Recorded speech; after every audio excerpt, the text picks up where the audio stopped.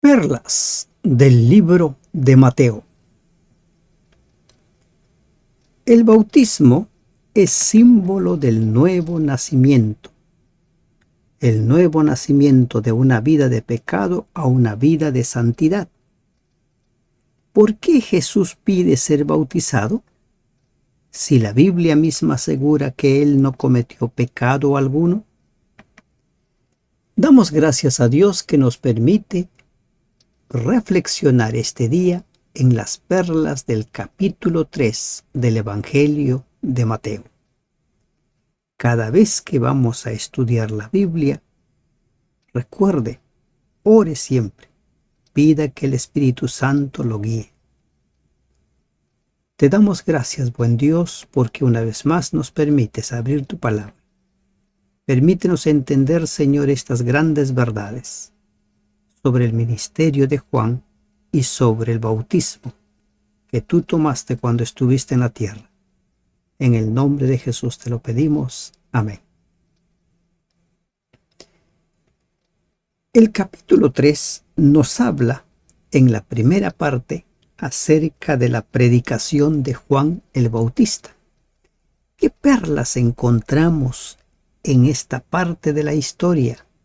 En aquellos días vino Juan el Bautista predicando en el desierto de Judea. La única razón de ser del pueblo de Dios era anunciar, predicar, evangelizar, ser la luz del mundo. Lo que Isaías dice, debía ser luz de todas las naciones.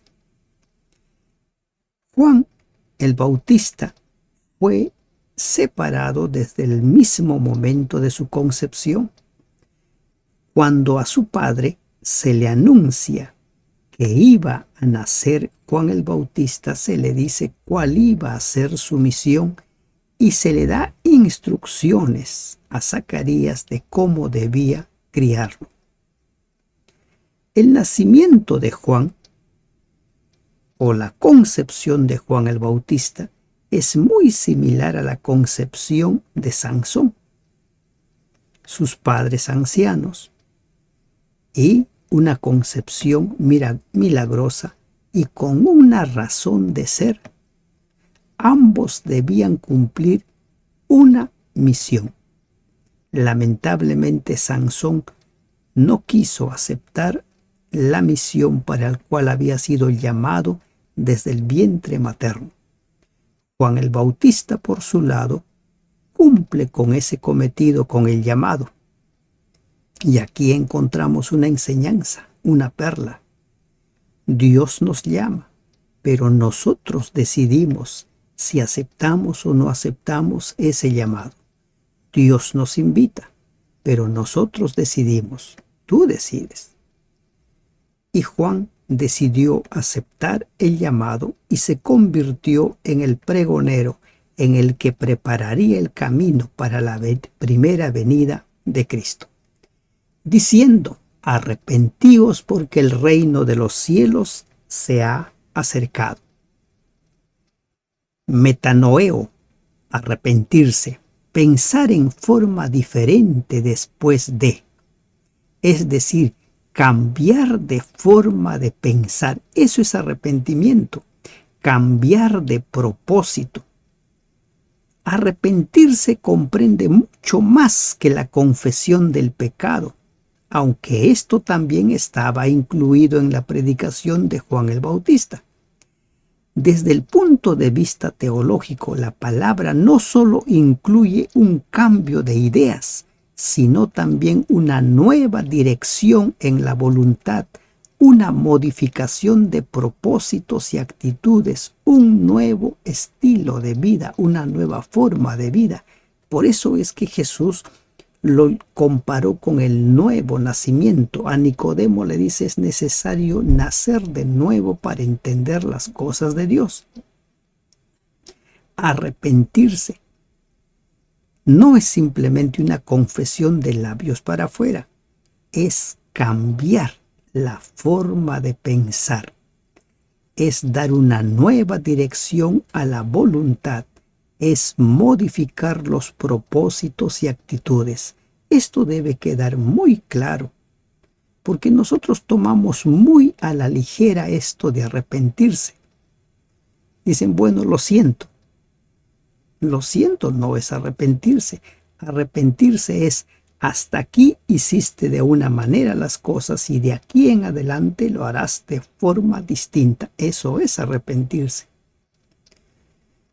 Pues este es aquel de quien el profeta Isaías cuando dijo, voz del que clama en el desierto, preparad el camino del Señor, enderezad sus sendas. ¿Qué perla encontramos aquí? Que la palabra de Dios se cumple. Por eso es que el apóstol Pedro lo llama la palabra profética más segura.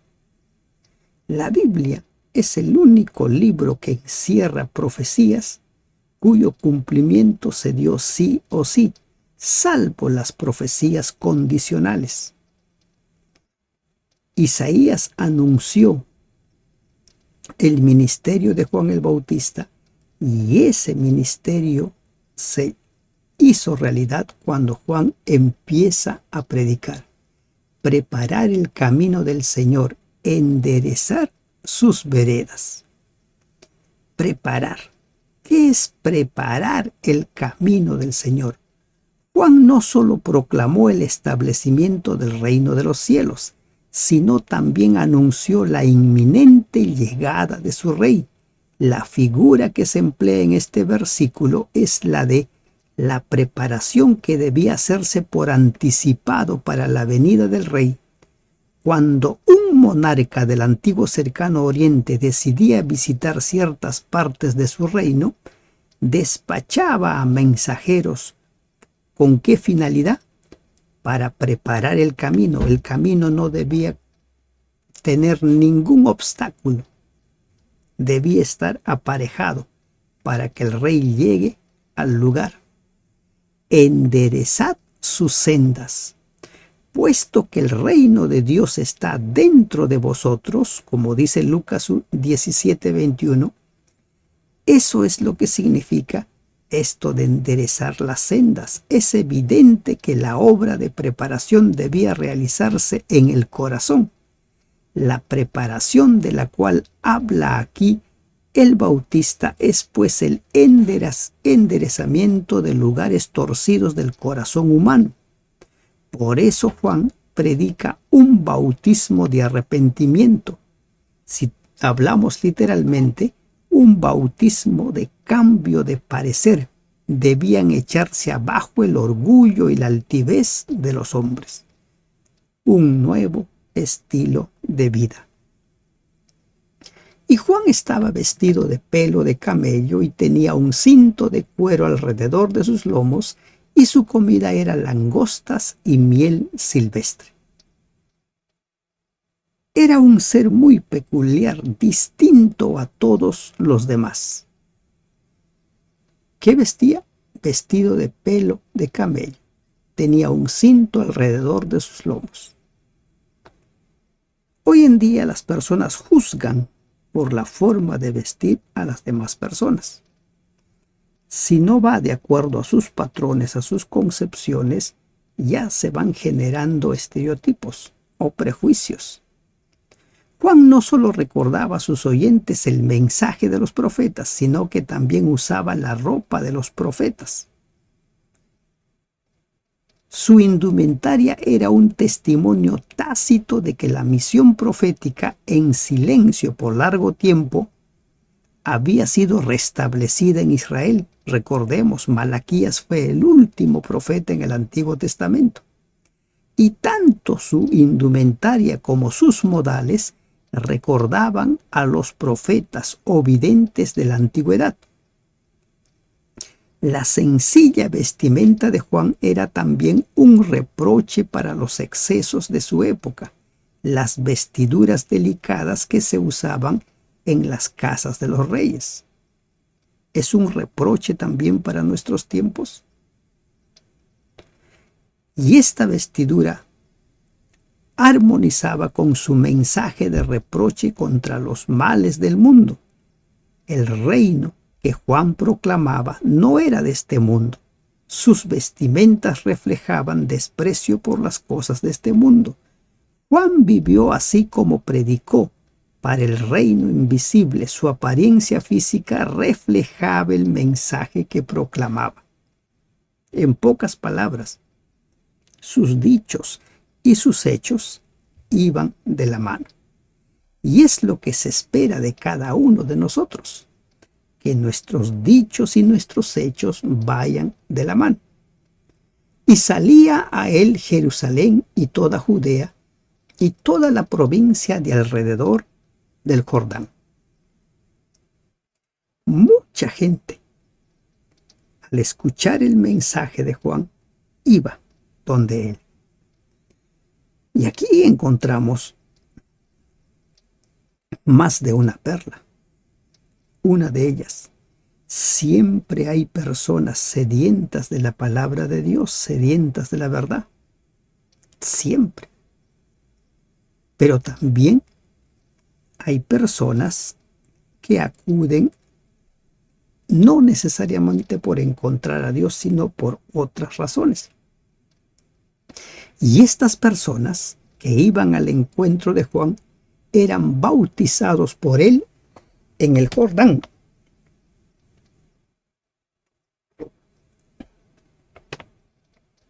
Confesando sus pecados. Eran bautizados. Aquí encontramos nosotros una nueva forma de ingreso al reino de los cielos, al libro de la vida. En el Antiguo Testamento, la circuncisión era la señal de pertenencia. Y vemos aquí en el Nuevo Testamento ciertos cambios.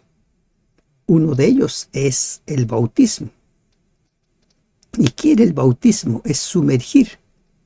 Se empleaba para referirse a la inmersión de una tela en una tintura o al acto de sumergir un tiesto en el agua a fin de llenarlo. También se empleaba en sentido metafórico para referirse a las heridas recibidas en una batalla. Se dice que Esquilo, que aparece tiñendo a un hombre en la tintura roja de Sardis, también se empleaba el verbo baptizo para referirse a una persona que se estaba ahogando en deudas.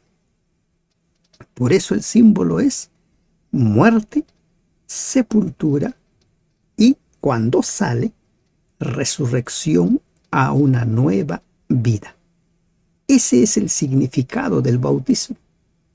Y las personas fueron bautizados. ¿En qué momento exactamente empieza a surgir esto del bautismo? Particularmente no tengo la información. Voy a seguir averiguando y los compartiré.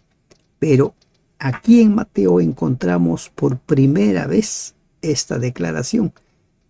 Y eran bautizados por él en el Jordán, confesando sus pecados.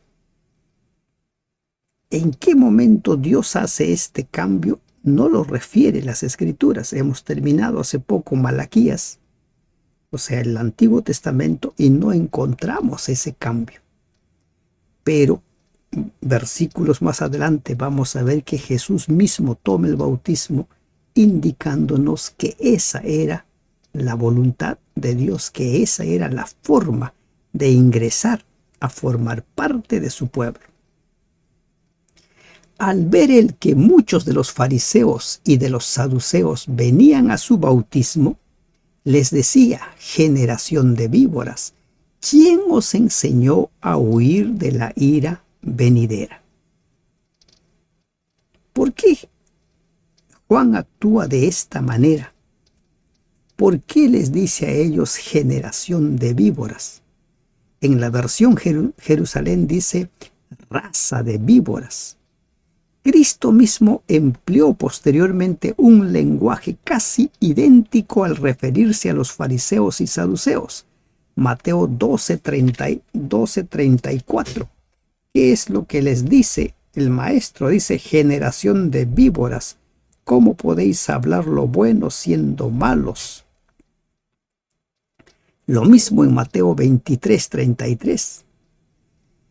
Los fariseos se jactaban de ser hijos de Abraham, pero no hacían las obras de Abraham, Juan 8:39, y por lo tanto eran hijos de su padre el diablo, Mateo 3:44.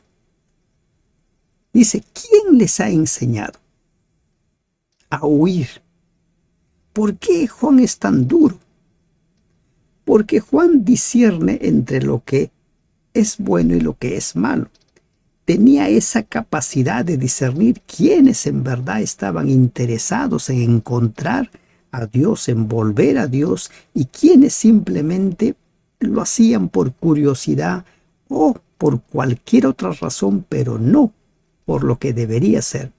No buscaban sinceramente el arrepentimiento al cual Juan había llamado a hombres y mujeres como única preparación válida para el reino del Mesías. En vista de esto, les dice, ¿para qué han venido? ¿No? ¿Para qué han venido? Generación de víboras. ¿Quién os enseñó a huir de la ira venidera?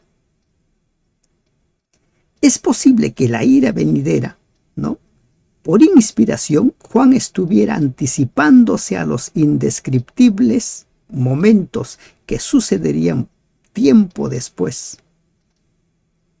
El año 70, cuando Jerusalén es destruido por los romanos. ¿Quién les ha llamado? La única forma válida de buscar a Dios con un corazón arrepentido. No tratando de huir, no tratando de salvarnos de las circunstancias. Lo único válido es con qué corazón buscamos a Dios. Y por eso ahora Él les dice, haced pues frutos dignos de arrepentimiento. Por sus frutos los conoceréis, dijo Jesús en Mateo 7. Y ahora Juan les dice, haced frutos dignos de arrepentimiento. En sus vidas debía mostrarse, debía manifestarse que en verdad ellos querían entrar a formar parte del reino de Dios. Recuerden lo que es arrepentimiento, un cambio, un nuevo nacimiento, dejar de hacer las cosas como se están haciendo para ir por el camino que Dios nos ha trazado. Y no penséis decir dentro de vosotros mismos, a Abraham tenemos por padre, porque yo os digo que Dios puede levantar hijos a Abraham aún de estas piedras. Ellos se sentían orgullosos de ser descendientes de Abraham. Pero como posteriormente Pablo les escribe en la carta a los romanos y les dice que no todos los nacidos en Israel son israelitas, lo mismo le está diciendo Juan a ellos. Dios puede levantar hijos a Abraham aún de estas piedras. Juan el Bautista y Pablo dejan en claro que no es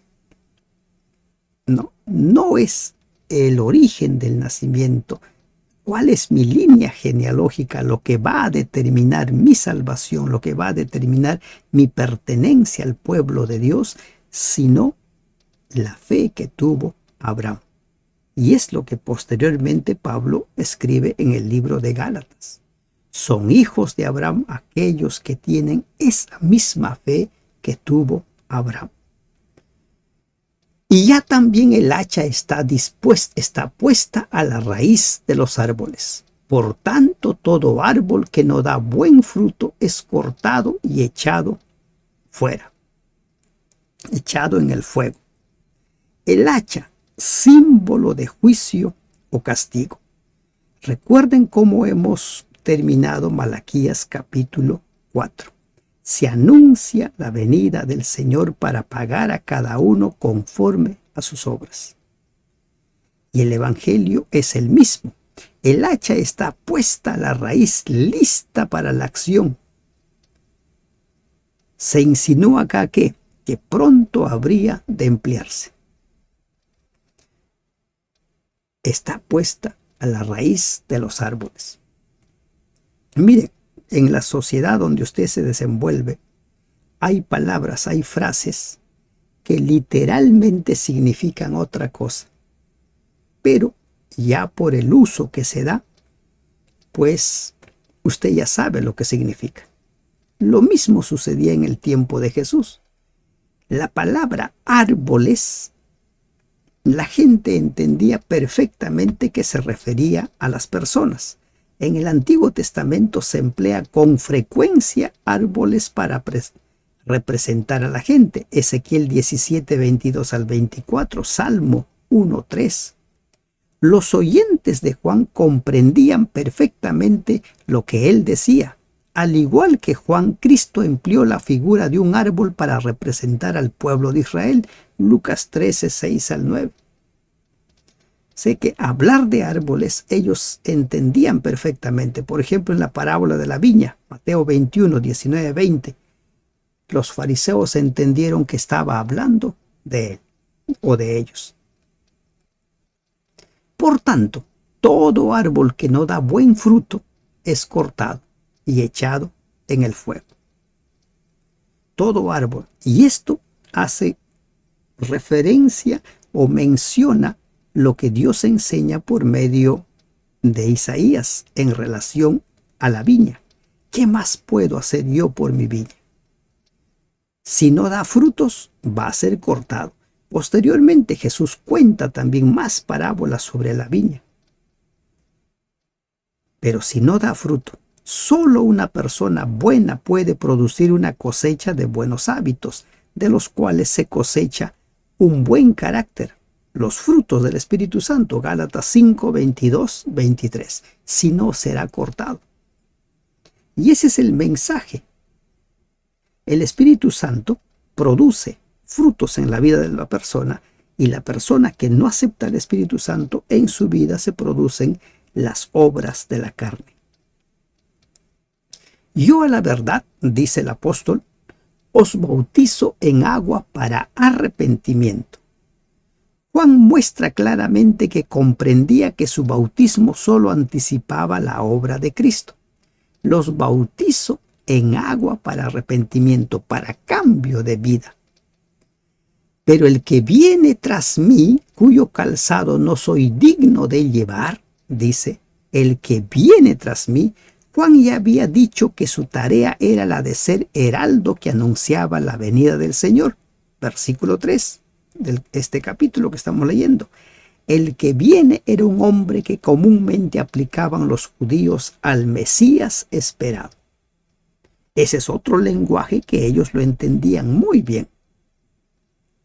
No soy digno de llevar su calzado. Es más poderoso que yo. Él los va a bautizar en Espíritu Santo y fuego. Los va a bautizar, él dice, en Espíritu Santo y fuego. Los judíos conocían bien este término. David había implorado, no quites de mí tu Santo Espíritu. Salmos 51, 11. Isaías afirmó que Israel hizo enojar su Santo Espíritu. Isaías 63, 10, 11. Y habló del Espíritu de Jehová del Señor que descansaría sobre el Mesías. Mateo o Isaías 61, 1. Juan no parece haber hecho resaltar el bautismo del Espíritu Santo. Hechos 19, 2 al 6. Recuerden cuando Pablo encuentra a un grupo. Dice, solo hemos sido bautizados por el bautismo de Juan. Pero él tenía claro de que Jesús os bautizaría con el Espíritu Santo. Y es el Espíritu Santo el que transforma a las personas. Recuerden lo que pasó con los apóstoles. Todo el tiempo que estuvieron con Jesús aprendieron de él, pero sus vidas fueron transformadas cuando recibieron al Espíritu Santo en sus vidas. Su aventador está en su mano, y limpiará su era, y recogerá su trigo en el granero, y quemará la paja en fuego que nunca se apagará. Muy similar al mensaje de Malaquías capítulo 4. Todo este sistema de cosas va a terminar con la muerte de los impíos. Y aquí encontramos una frase que dice, fuego que nunca se apagará. Entonces algunos dicen, esto de fuego que nunca se apagará es el infierno, del cual habla Apocalipsis 20 cuando dice que arderá por los siglos de los siglos. Pero tenemos nosotros un ejemplo de lo que es ese fuego que no se va a apagar. Por ejemplo, en el libro de Jeremías, capítulo 17, versículo 27, se habla de que las puertas de Jerusalén se consumirían y no se apagarían. Sabemos nosotros que se consumieron y se apagaron. Y así podemos encontrar muchos más ejemplos. Recuerden, hemos ido avanzando versículo a versículo y hemos ido comentando, pero vale la pena mencionar dos pasajes. Judas 1:7 dice que Sodoma y Gomorra fueron condenados al fuego eterno.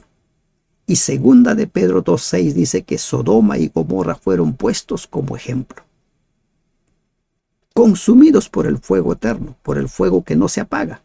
Pero sabemos que Sodoma y Gomorra han sido consumidos y no sigue ardiendo en la actualidad. Entonces esto de eterno, antes de decirnos que es un fuego que nunca se apaga, nos habla de las consecuencias. ¿Y cuál es esa consecuencia? Apocalipsis 20 lo dice, la segunda muerte.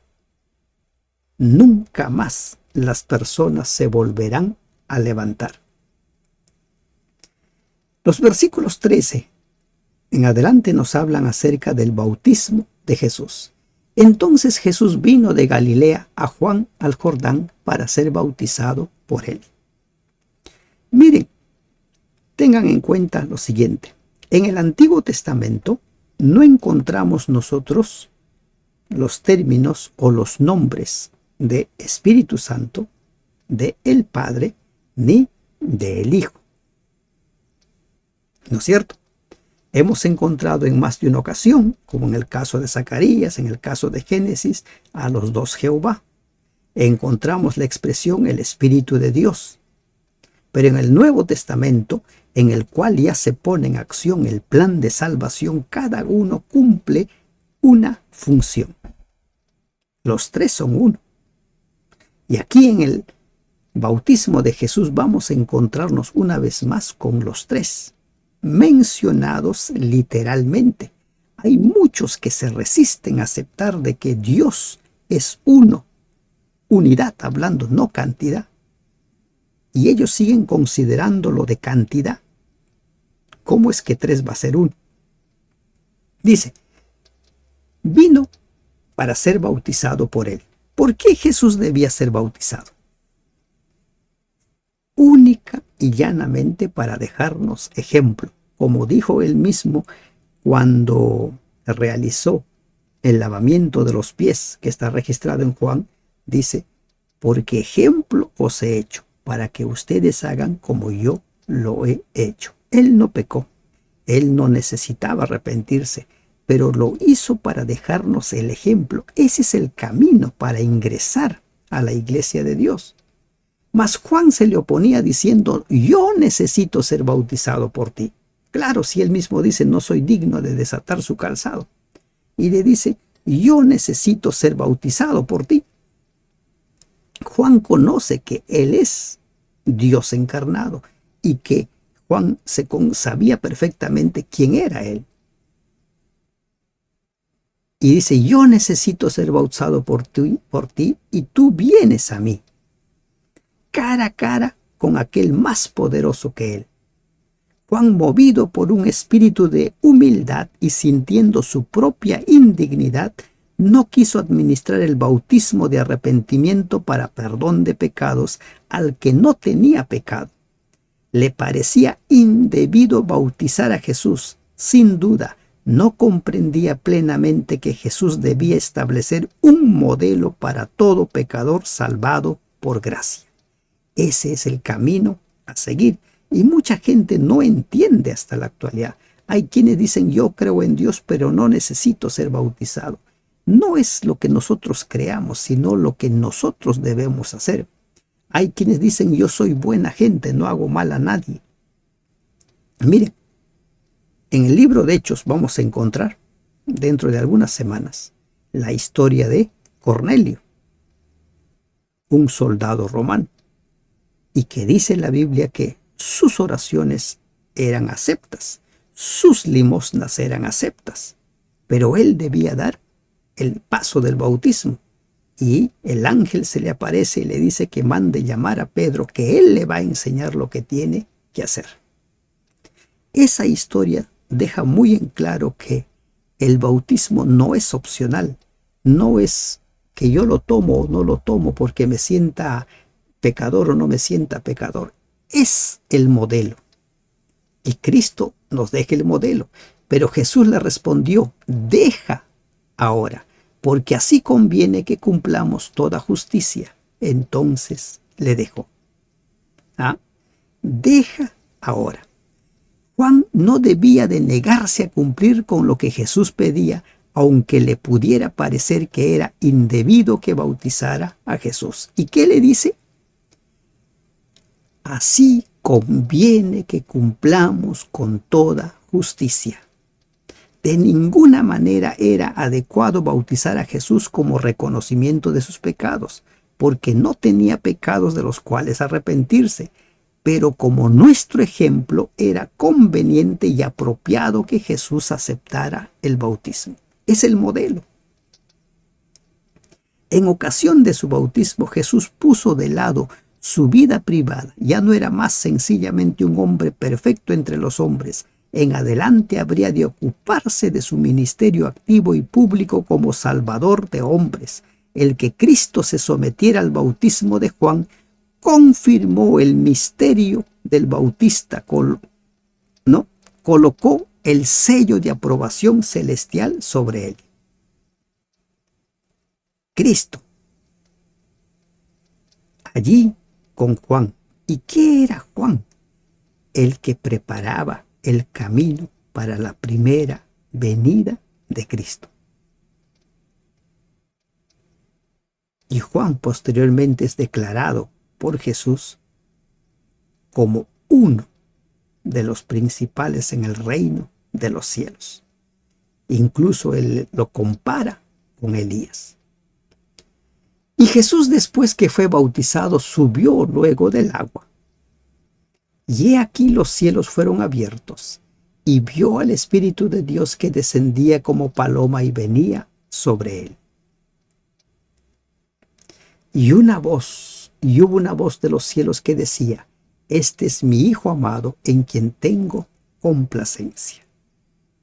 ¿Qué encontramos aquí? A los tres personajes de la deidad. ¿Se puede negar esta información sobre la existencia de la deidad?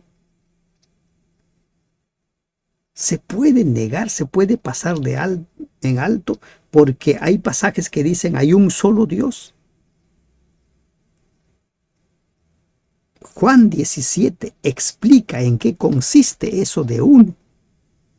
Cuando Jesús en su oración en el Getsemaní, dice en Juan 17, 20, 21, 22, habla de la unidad perfecta. Dice, para que sus discípulos sean uno, así como ellos son uno. El Padre anunciando, este es mi Hijo amado. El Hijo bautizándose. Y el Espíritu Santo descendiendo en forma de paloma. No es una paloma, en forma de paloma. Entran en acción los tres personajes. Aquellos que en el principio dijeron, hagamos al hombre. Aquellos que en el Edén dijeron, ahora el hombre es como uno de nosotros. Aquellos que en Babel dijeron, descendamos para confundir sus lenguas.